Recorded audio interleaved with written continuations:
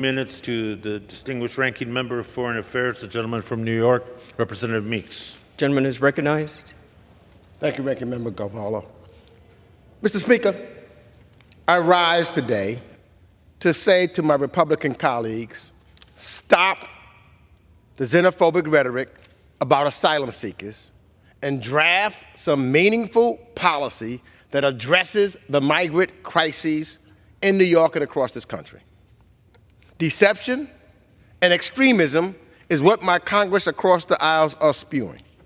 In this so-called piece of legislation that they have here, they claim that federal land will be hurt. The Floyd Bennett field lease does not put any of our public lands in harm's way.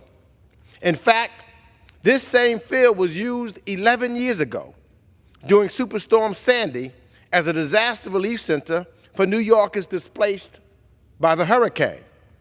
And Republicans had zero opposition to that. Those who are voicing their friend concern for our public lands are the same people who have repeatedly pushed policies to defund and degrade our public lands. In this Congress alone, Republicans are trying to slash the National Park Services budget by nearly $500 million.